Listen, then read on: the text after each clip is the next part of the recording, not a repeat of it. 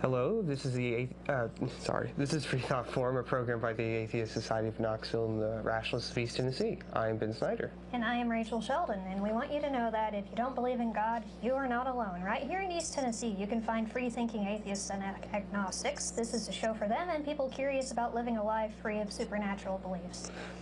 This is a call-in show, however, we have only one phone line, so please call, but if you can't get through, you can send us your tweets at FFTVKnox. The Rationalists of East Tennessee monthly activities are on the first and third Sunday mornings and are usually lectures with a lively roundtable discussion. The second Sunday is a book club. The fourth Sunday is a reflections gathering, which is a potluck afternoon gathering at a member's home. The Atheist Society of Knoxville is a fun meetup that we have at local bars and eateries. We have a meetup on every Tuesday, including tonight. That starts about 5:30 at Barley's Taproom and Pizzeria. And to find us at any location we go to,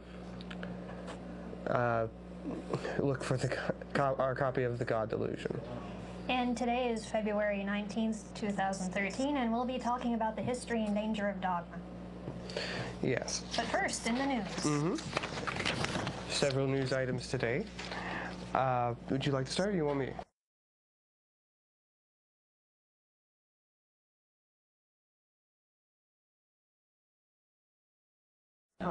No. You are. Oh, okay, we are on. Okay, excellent. We're having some trouble here at the studio. Okay, but Lent began last week, February 13th, with Ash Wednesday. Devout Catholics and Episcopalians receive an ash cross on their foreheads, which is actually made from the ashes of palms that were used in previous services. The world.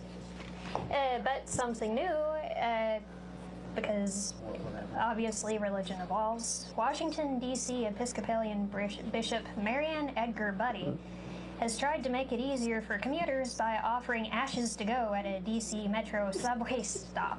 Yes. So you could just go by the subway station and either she or the other local clergy would stop and actually do the whole ritual with all the words. Yes. And I know I think it's great that the people who want to do it can do it, but the ashes are to remind people that they are mortal and that we're all made of dust, just like the ash, and to the dust we will return, and we should really feel bad about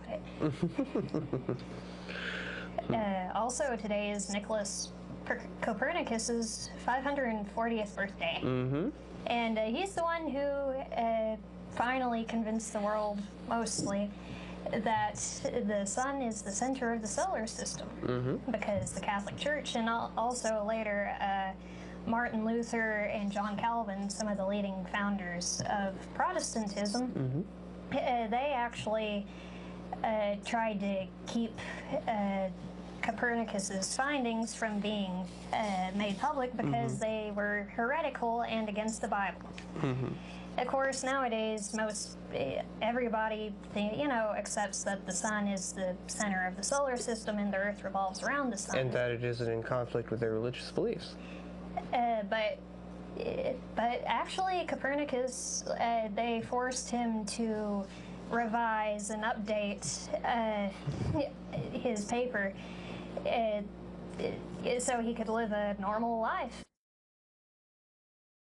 He actually ended up in house arrest for a big chunk of his life because he agreed with Copernicus, and this was when Copernicus's work, sorry, I forgot what I was going to say. Oh. Okay. But in 1616, actually, in connection with Galileo, the Catholic Church issued a decree against Copernicus's work because of it was with the Pythagorean doctrine. If Pythagorean sounds familiar, Pythagoras, who did it, came up with the Pythagorean theorem: a squared plus b squared equals c squared. Very commonly used in high school and I believe even some middle school classes. And even recited in The Wizard of Oz, in the movie. Yeah. And also, there was a mass marriage of Moonies for the first time since the founder's death 5 months ago. 3,500 couples got married in South Korea, and in addition, 12,000 online. Most of these were mixed nationalities, with most of the couples not even knowing each other and also not speaking the same language. Because Reverend Moon and his wife and family and the 3 million followers believe that romantic love is a terrible thing and that it leads to promiscuity and cheating, and also that the only way for peace to come upon the world is for there to be no real race or indigenous people or ethnicity. And yeah, and they were very, very popular in the 60s and 70s with the hippies. And so, yeah, and actually they consider themselves Christians, and a lot of their beliefs are actually in line with a lot of mainline Protestantism. But the thing that really freaks people out is just the arranged marriage. Okay. And I have a few items as well. As was mentioned on the show last week, and I'm sure most people have heard, the Pope has recently decided to step down at the end of this month. However, he won't be going very far because, as a certain anonymous Vatican official has announced, his continued presence in the Vatican is necessary, otherwise he might be defenseless. He wouldn't have immunity if he is anywhere else. And what he is referring to with regard to immunity and being defenseless is that is in reference to the massive international Catholic Church sex scandal, where thousands, if not possibly even millions, of children have been sexually abused by priests, and the Catholic Church's hierarchy has been very much aware of this and been shuffling the priests around once it's found out, but instead of turning them in or stripping them of their duties and moving them to parishes where no children are present, they are instead put in charge of more children where they continue their practices. And even in case there are cases of multiple offenses where they'll keep moving the same priests. And so the Pope even has been charged with being part of the cover-up. 2 German lawyers named Christian Saylor and Gert Joachim Hetzel from Bavaria, which is the Pope's home state, have submitted in Germany. In Germany. Have submitted a 16,500 word document to the International Criminal Court indicting the Pope for various crimes against humanity, including the coercion, extortion, and subjugation of its members, with specific charges including endangering the health of its members by forbidding the use of condoms, particularly in Africa and other places where sexually transmitted diseases are rampant. But as well as enabling and promoting the sexual abuse of children. And so the Pope, it seems, will be remaining in the Vatican and not traveling abroad in order to avoid being called into question. So basically, for the first time in many hundreds of years, not only did we have a Pope step down, but also the Pope is basically in exile. Right.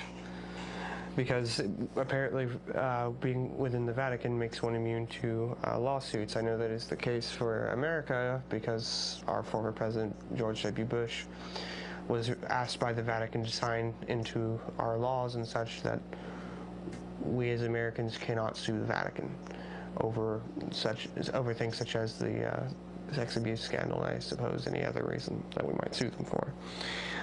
Also, again with the Catholic Church, on February 1st, or about February 1st, the Los Angeles Archdiocese was forced to release thousands of files on priests accused of molestation. One of the results of this release of information was the exposure of Cardinal Roger Mahony's guilt in sending abusive priests from parish to parish, shielding them from any type of scrutiny by people within the within the parishes they were stationed at, or even by civil authorities.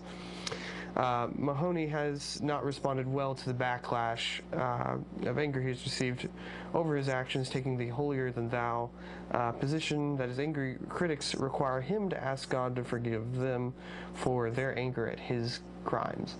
Of course, this is ironic if you don't realize. Did you mention that his diocese is now, or parish is now bankrupt? The LA Archdiocese is, yes, as Rachel has mentioned, gone bankrupt as a result of the release of over 12,000 internal files and memos because of the amount of money they've had to pay out to sexual abuse victims. Also, one more thing on Mahoney, it has recently come out that he has been urged to skip the papal vote where all the cardinals are supposed to come together and vote on who will replace Pope Benedict, which will take place in March. So apparently they haven't demanded that he not take part, but rather just asking him to very urgently. A couple other things.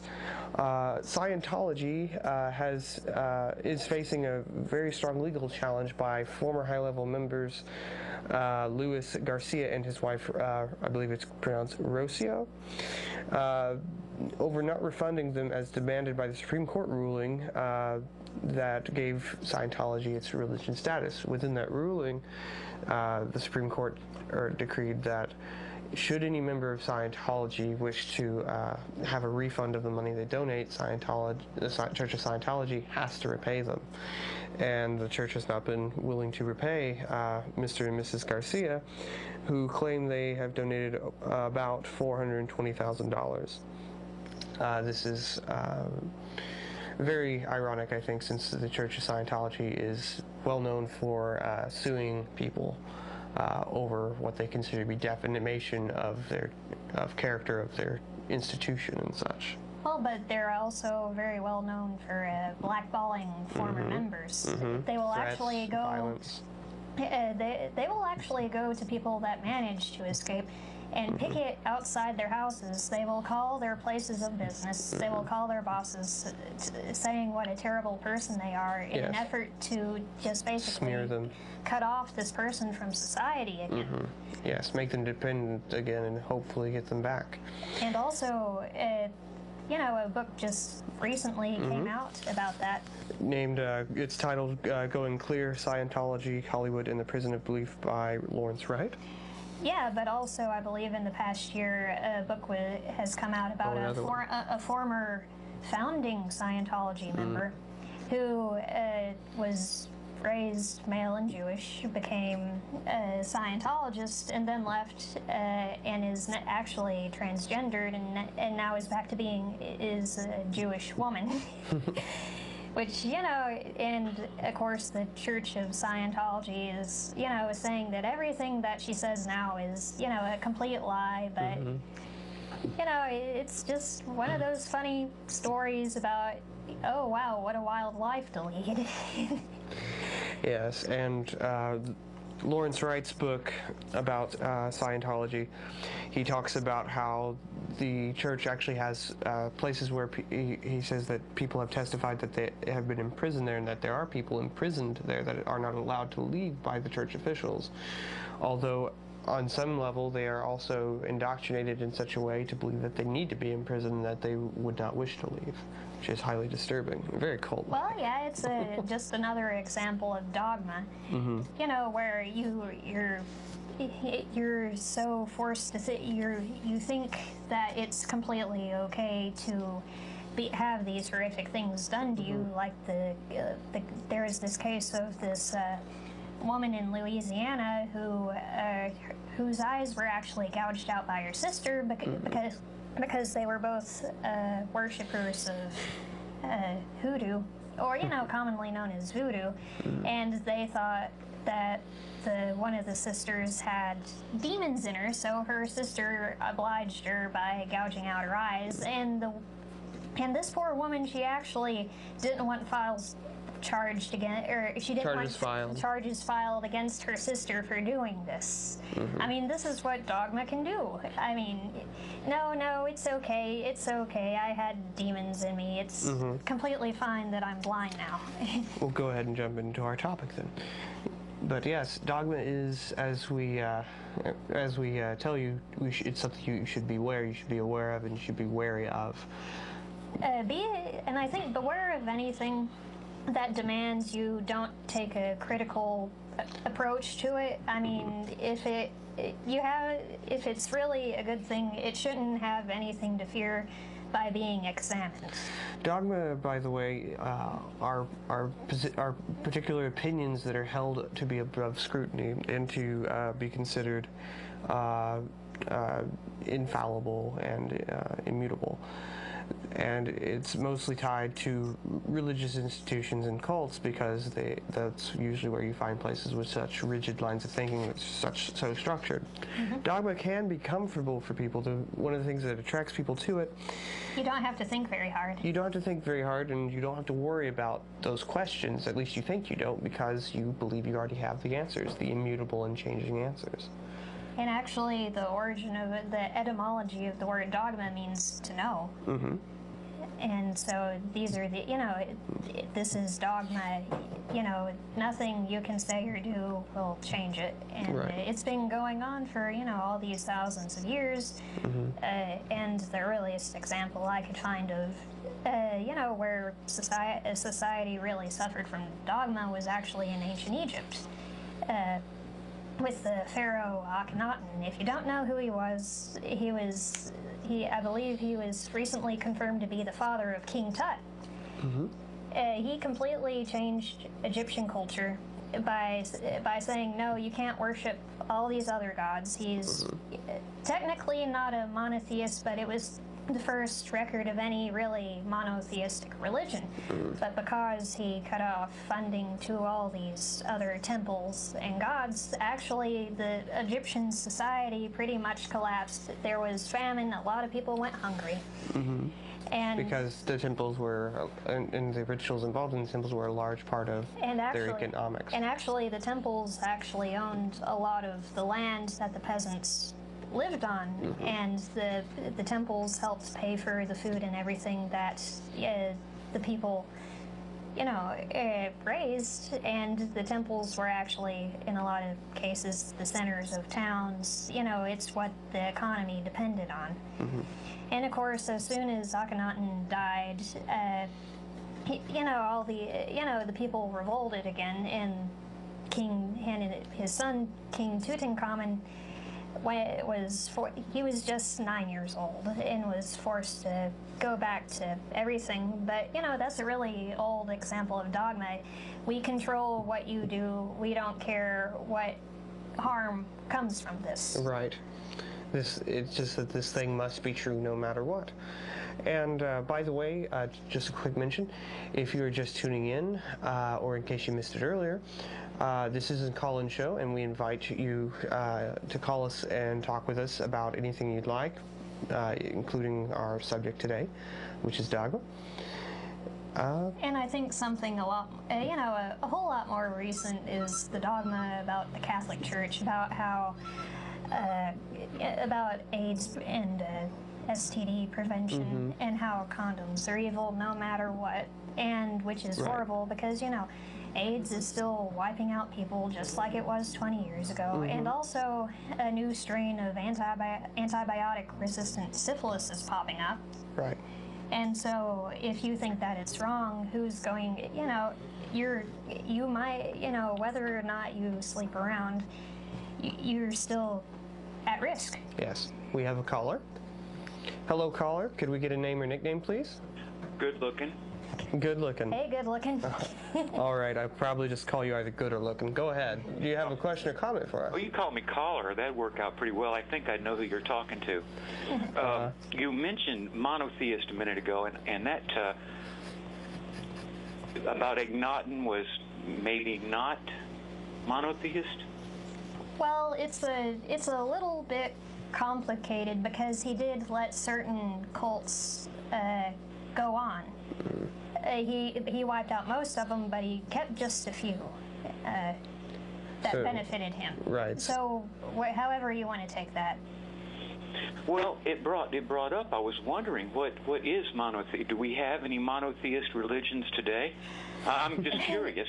Well, that is because it's actually a good question. Because actually, Muslims don't consider most Christians to be monotheists. Same for Jews; they don't believe the Christians to be monotheistic because either. We're not, or they're not monotheists because they actually believe in 3 gods instead of 1. I mean, there are differences. Or there are differences. I mean, the Jehovah's Witnesses. Well, I'm sure if you talk to Muslims, they would have all kinds of criticisms for other religions, just as other religions have vice versa. But it's not just... But what's your definition of a monotheist? Can you share it with us? Oh, well, I mean, monotheism just means 1 God. Mm-hmm. I think... Can you give me an example? Sure, I'd say Judaism is a good example, because, like, they just think, that there's this 1 God, and that there are no internal aspects that have different names, really. Right. I see. Versus Christianity, where there's the 1 God, but they believe he has 3 persons within him, which is what causes Muslims, Jews, and even atheists and other people to criticize Christianity as being, polytheistic. Well, now, Christianity, those people say that they have 1 God that's part of 3, like 3-in-1 oil, or the Starship Enterprise.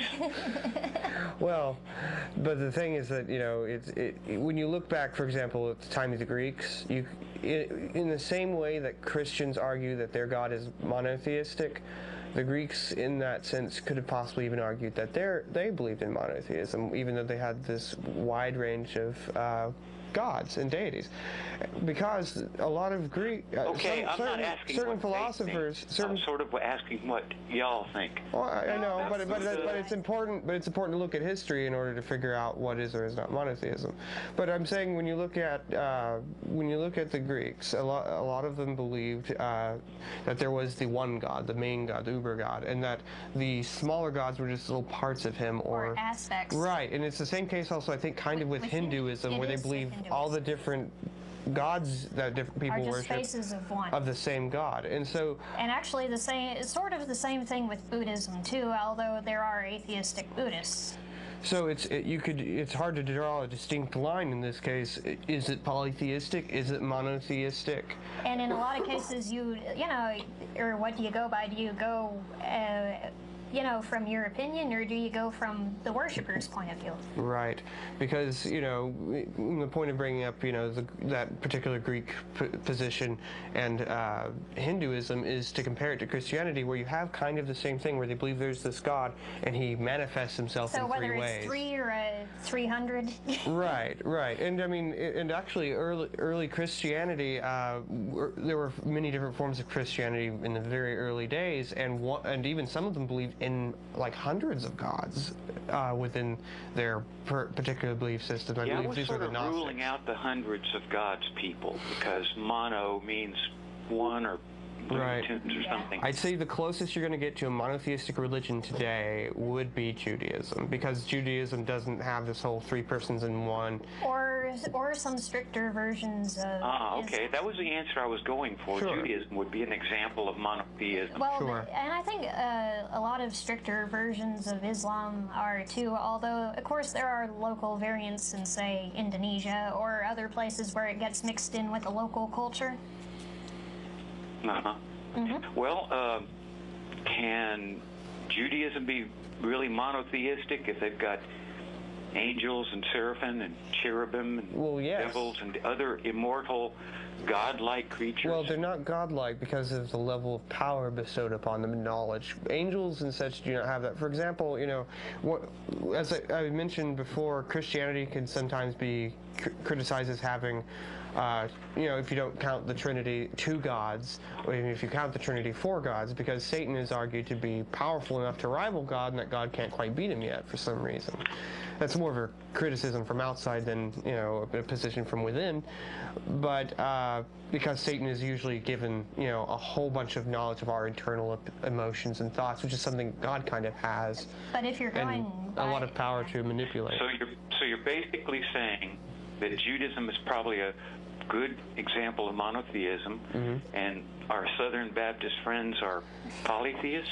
I'm saying that their from certain points their beliefs are very, like their theism very strongly mirrors some forms of ancient Greek polytheism, and in some ways even modern and past Hinduism.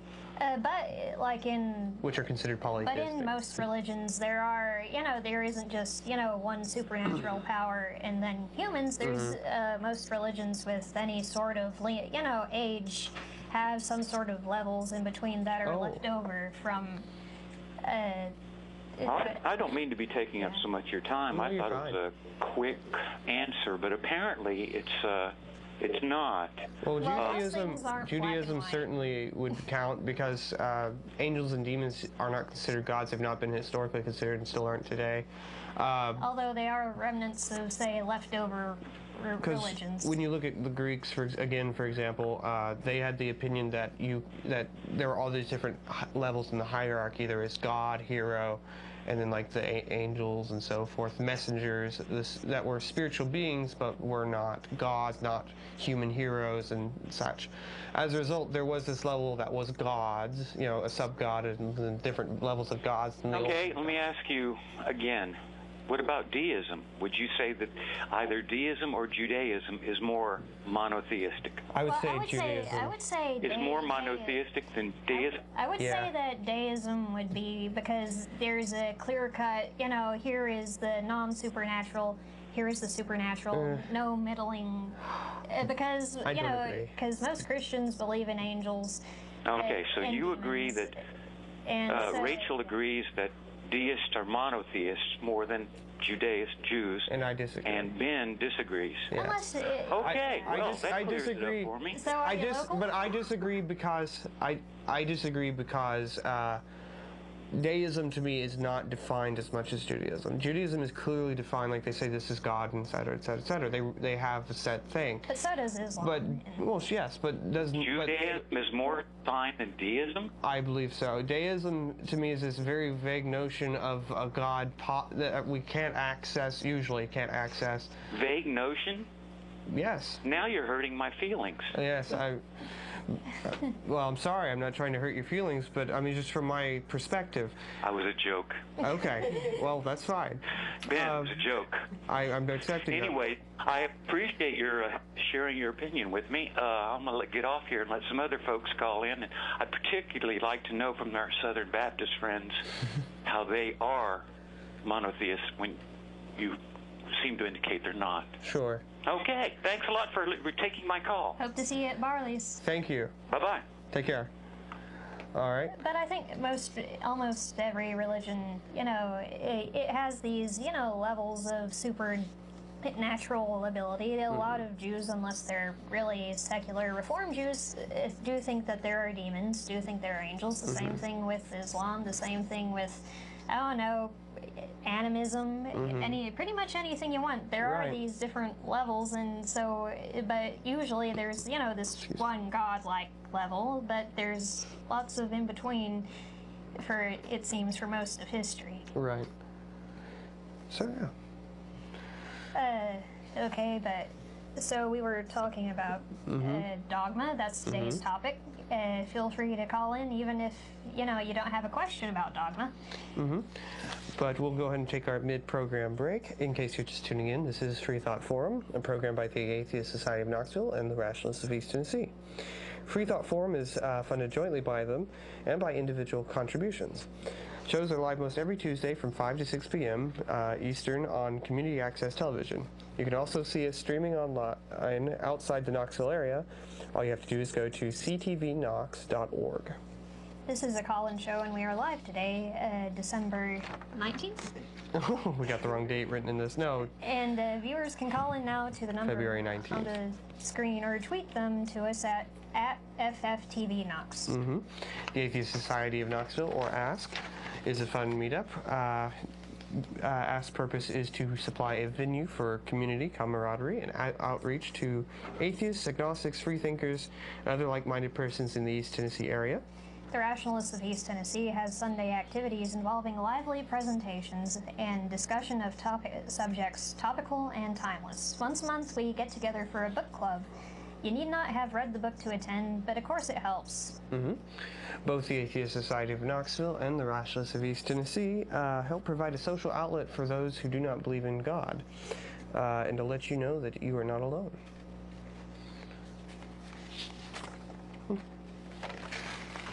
Gonna play a commercial.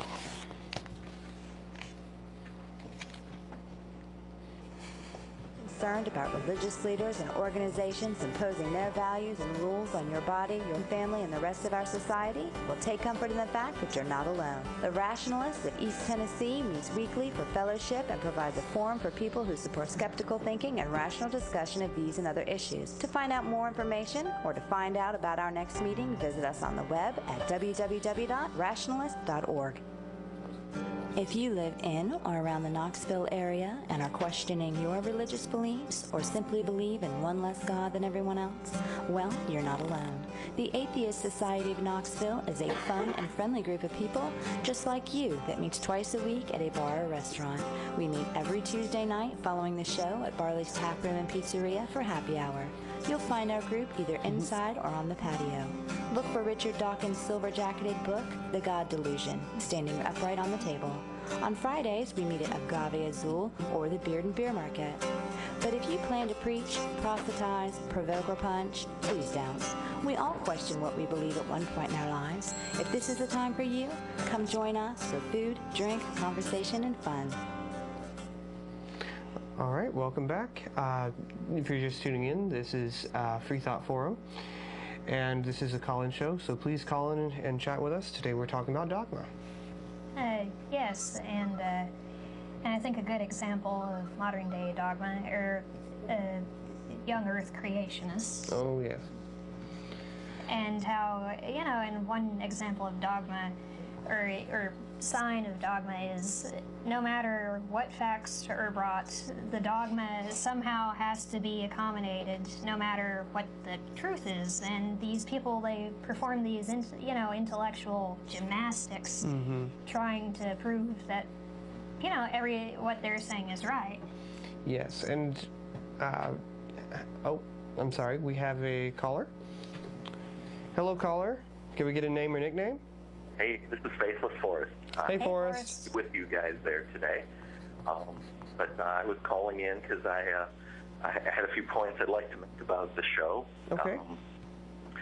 First quick one is I think that it's a brilliant move that Richard Dawkins made by refusing to refer to Ratslinger by a title. You know, he's just Ratslinger. He doesn't earn an honorific by the organization that he does.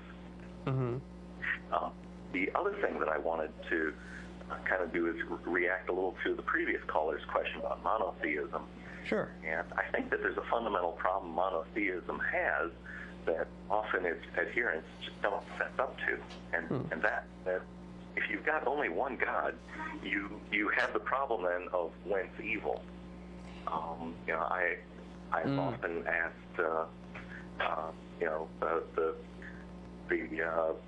Mormons or the Jehovah's Witness who have knocked on my door at home, where they think evil comes from. And then I quote from the Bible myself. I say that the Bible says, I form the light and create darkness. I make peace and create evil. And so if the Bible is true, Yahweh has told us that he is the creator of evil. And it's only if you're willing to accept that Yahweh creates evil that you can really be monotheistic. Otherwise, you got to think that somehow, there's this devil who's in competition, and you're stuck with at least two deities then.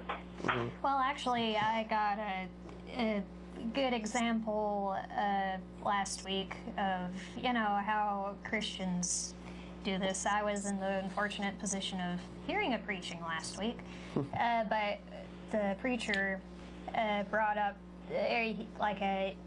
well, I think, it's a really hard-line position, but one that, has to make sense if you believe that sort of thing, that God's justified in doing evil things because God's God, and you have no authority to question whether or not something is good or bad. And I think, well, that's about it.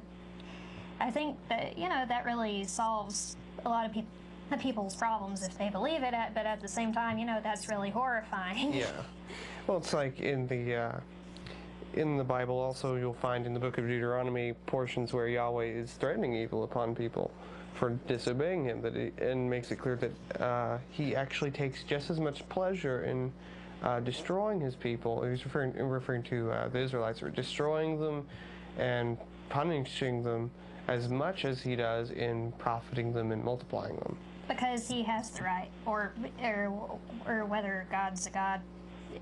This God has the right, and that you are simply too bad, and because it comes from God, what you think is evil obviously can't be evil because it's God and you just can't understand it. And this line of reasoning and justification Rachel's describing is a might makes right argument, which of course falls apart when it comes to comparing it to other cases, such as people, because the argument is the more power you have, the more right you are. So we look at, say, Hitler, who had a lot of power, more power than most of us will ever see. And do we think he's right? Are we not justified in saying, no, that man was wrong to do what he did? Are we entitled to our opinion is largely what it comes down to. Are we allowed to have an opinion, regardless of whether or not we could have done anything about it or stopped the man? Including... Sure enough, I follow it to me. Yeah. I guess I have to say that evil is independent of the right to commit evil, or the power to commit evil. It's still evil. And then just to complete it, we don't want to make the impression that we're making an argument that there isn't a God merely because the God is evil. Oh, no. They are separate questions to be resolved separately. Yes. But since the question was dogma, I certainly wanted to make sure that no one prevented me from questioning whether or not Yahweh was the author of evil. The Bible makes it unambiguous. He created evil. Yes, and you must dogmatically hold what the Bible says. I hope you get more callers. All right. Well, thank you, Forrest, for calling in. Bye. Take care. Yeah, along with, other previous stuff that, the Catholic Church has held as dogma and changed their mind about, like, young Earth creationists, whether or not the Earth was the center of the universe, and everything revolved around it. And now, protection against disease even, or actually even the right to even have an ectopic pregnancy removed when the life of the mother is at stake. I mean, it's dogma. And, and it goes on and on to, stuff like, whether or not you can get birth control, to, silly stuff about, should you eat fish on Friday? Yeah, I mean, dogma, I mean, the major issue with dogma is that people who are told to have it, raised to have it, or have it instilled in them, or instill it within themselves, is that they are teaching themselves not to think critically, not to question their beliefs, which makes them very cold and closed-minded to other people who may disagree. And we have a caller. Hello, caller. Can we get a name or nickname? Believer. I'm sorry, couldn't hear you say again? Believer. Believer? Hello, Believer. Hello. How's it going? Going all right. Pretty good. How are you? Oh, could you speak up? You're a little quiet. Okay. Okay, go ahead. I didn't realize I was on live. I wanted to bring up the CNN article where the woman writes she's not going to raise her kids. I know you probably read that, or I have. Yeah, and then there was a counter to it. It was. Say again? It was a counter to that was the man, the next day or a few days later, was a believer and was raising his kids with God. And what I wanted to say was what his answer was brilliant. I didn't think much of what she said because I don't think she's very well informed. But I agree with his side I did the not point read being, the rebuttal. why argue? He was saying, why argue whether or not religion exists or not? If you don't believe, you don't believe. Stay there. And if you believe, stay there. Okay. Why? If you have doubts, then I think that maybe what you guys are doing is saying that, religion doesn't exist, God doesn't exist. Well, what does it matter to you? If you don't believe it, then just leave it alone. All right. Other people believe.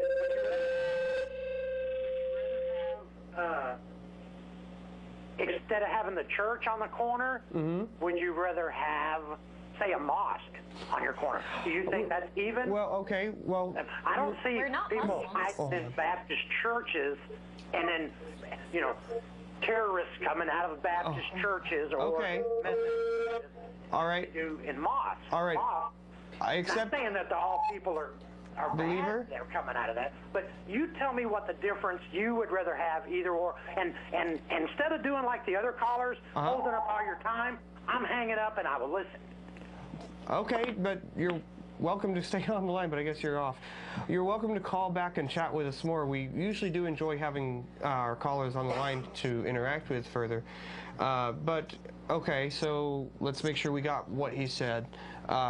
He's wanting to know, why do we bother, since we don't believe, why do we care about whether or not God exists, whether or not people think God exists, whether or not people are involved in religion, and also, what was the latter part? Or would you be okay with a mosque versus a church? What do we want to see instead?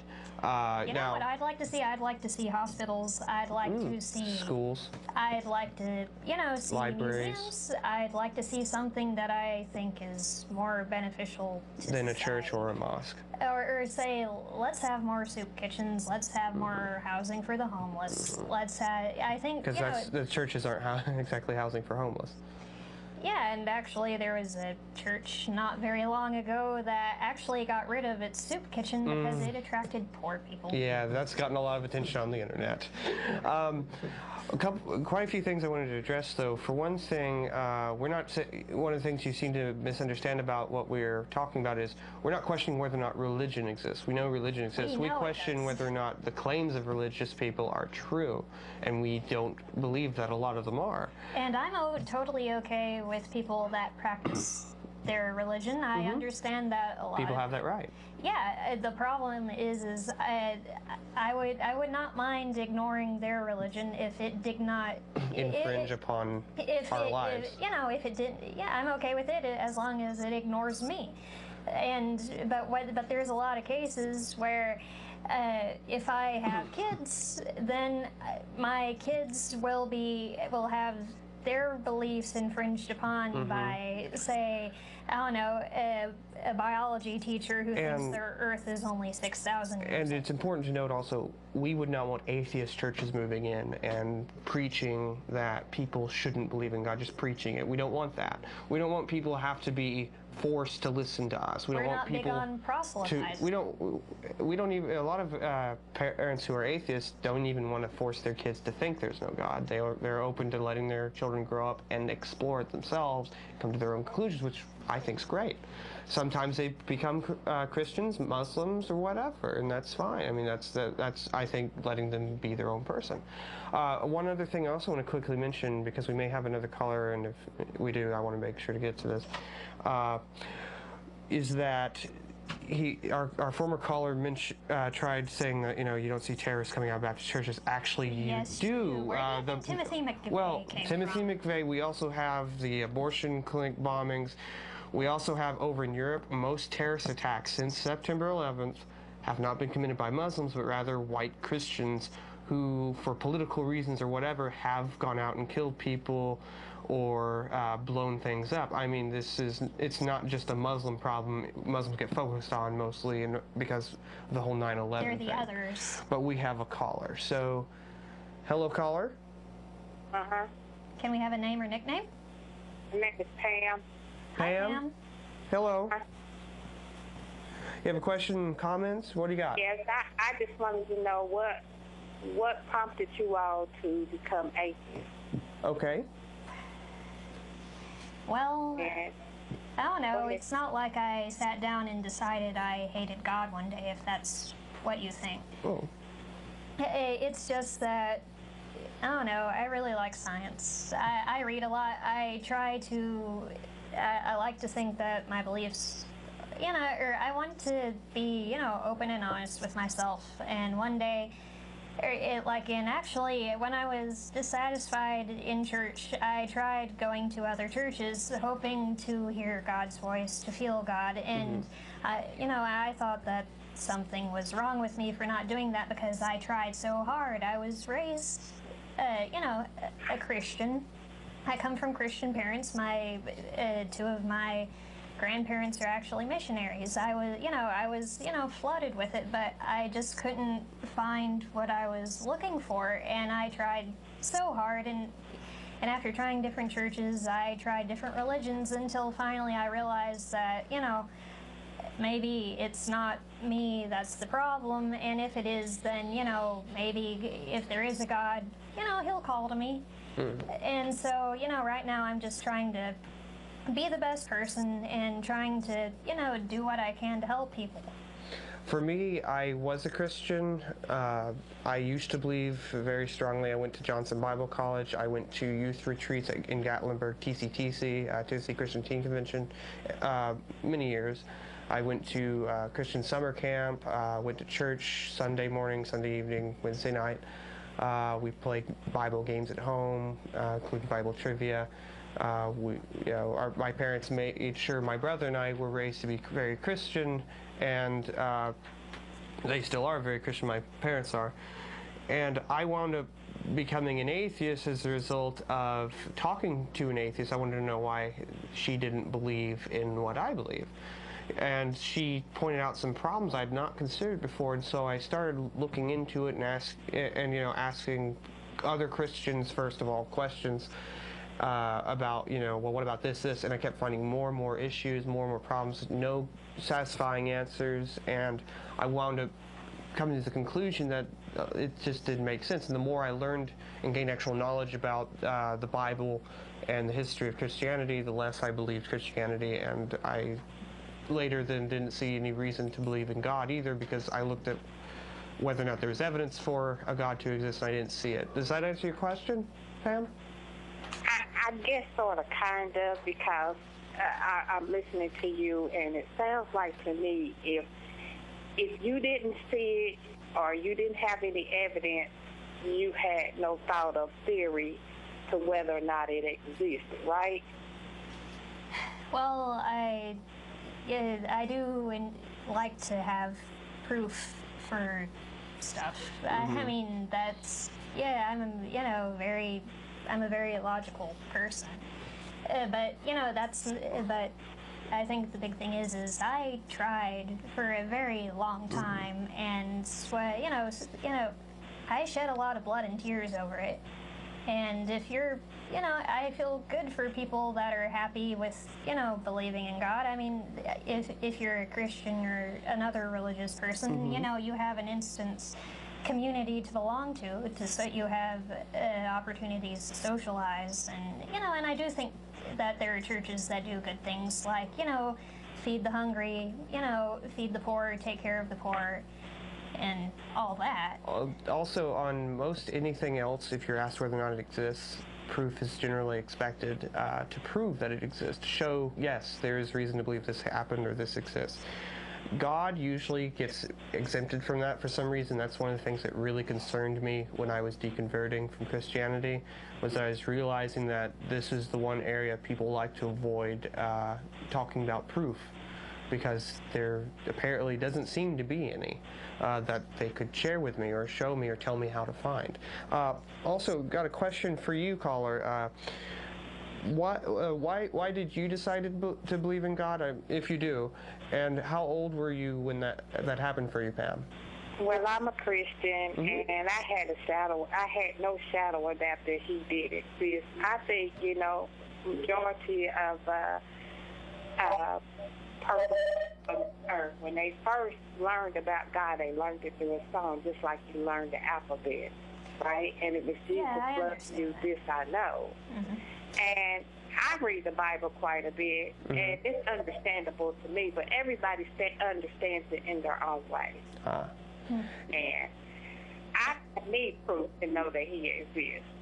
You what? I'm sorry? I mean, you need a theory to tell you, but it took a man to tell you that he didn't. No. Well, actually, by myself, no, I didn't actually have an outside influence. So how does that work for you? I mean, when you talk to this person that was an atheist, the atheist reassure you that it didn't exist. And no. No evidence of that. No, the atheist. But there's the Bible. The atheist did not actually try to convince me God did not exist. What did he tell you? Well, first of all, it's a she, very nice woman who took me in when my parents. Christian parents. My Christian parents made me homeless, and this atheist lady was kind enough to take me in and kept me up for no charge for 8 months. So very, very nice lady. I very much appreciate her in my life. Okay. But what she said to me, because I was just asking her, why don't you believe? And she wasn't the one who convinced me that God did not exist or that Christianity wasn't true. And I shifted I've shifted differently than a lot of people do who deconvert. What happened was I asked her, why don't you believe? And she said that there were moral issues she had with the fall of man, where she believed that it was God's fault for putting the tree in the garden, for putting the snake in the garden, and setting up a situation where a fallible human being would so easily mess things up for all of humanity, and why those rules would be put in place. She also pointed to the genocides and the infanticides of the Israelites, where God commanded the Israelites in the Old Testament to slaughter children for no good reason. Then there was also the case of Abraham and Isaac, where Isaac must have been traumatized when his father, following God blindly, decided to try to sacrifice his son. And I even asked my father at one point during my shifting away from Christianity, if God asked him to do that, would he do that? And my father said yes, he would. Without hesitation, he responded that he would, which disturbed me. That frightens me on some level, because my father believes, and as a result, if for some reason he gets it in his head that he should kill me, you know. But one more thing, like for me, I just a little bit more specific about my deconversion. I was a Christian, then I first started with the moral questions: is God good or evil? I believed in God. I believed in Christianity, and I kept asking people, you know, how can you justify this that God says or does? And they couldn't give me good answers. As a result, I came to the conclusion that the Christian God exists and he is evil, and thus I don't want to go to heaven, because that's a terrible being I wouldn't want to be with. But you don't want to go to hell, because guess what? You ain't gonna never get out. Well, that was okay with me. That was okay with me at the time. Bear in mind, I'm sorry. It's okay. That's not my opinion now, because I don't have that position. Okay. Well, I'm sorry you don't believe in God, but I do. Okay. I just had questions about why do you believe in atheism, or why you consider that. That's right. Sure. You gave more than enough information, but I'm a God-fearing person. I believe in Him. And everybody have their own information of where they should go at this point. But I think you should choose God.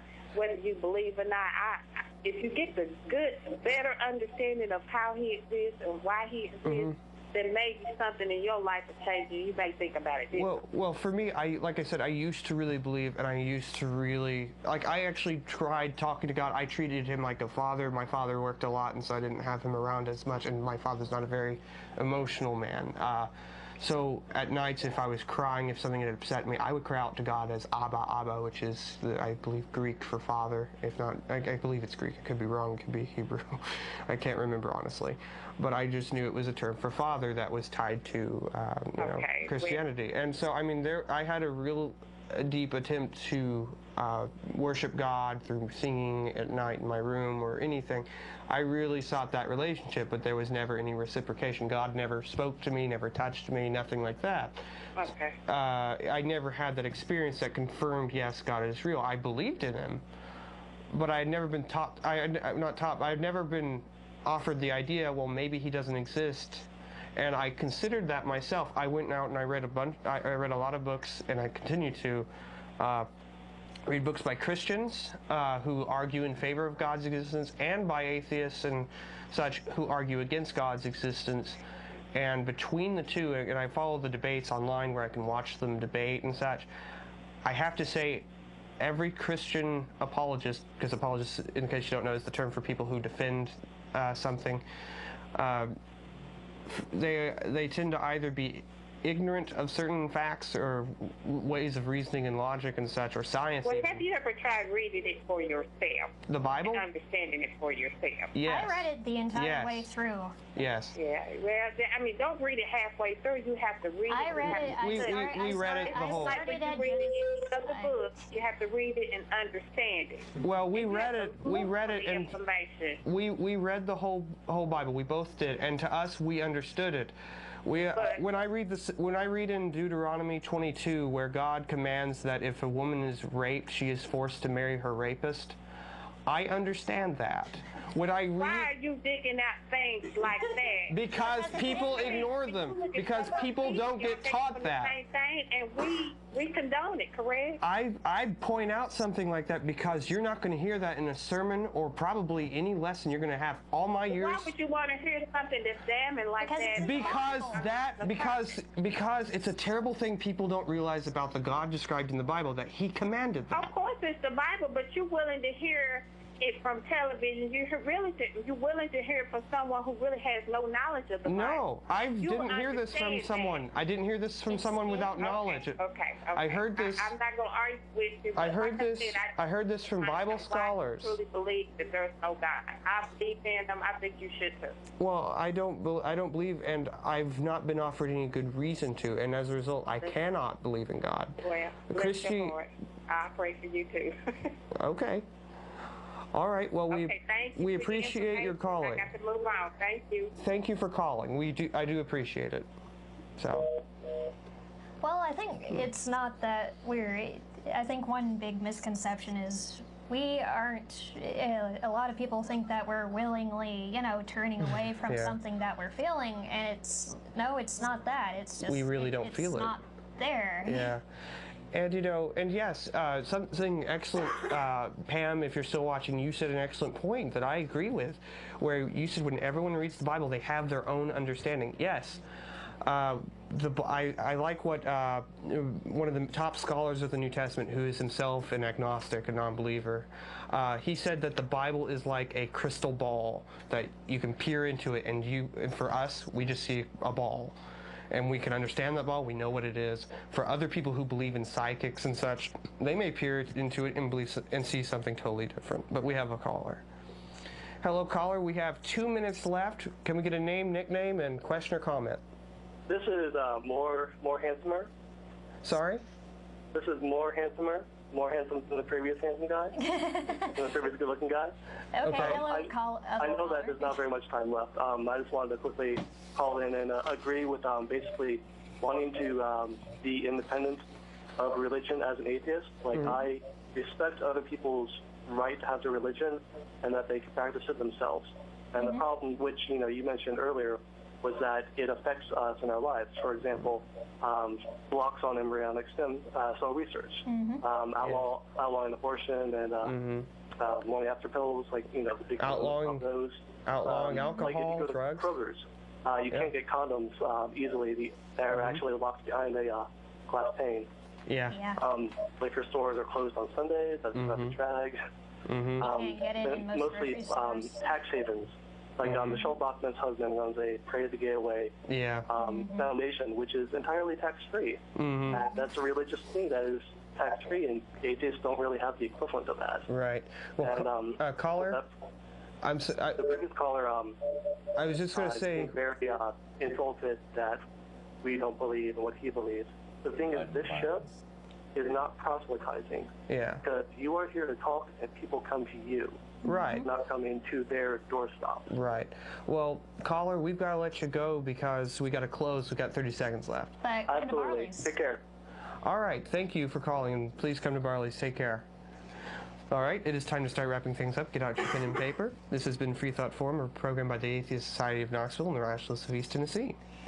Please send us feedback at the voicemail 865-272-9060 or freethoughtforum@yahoo.com.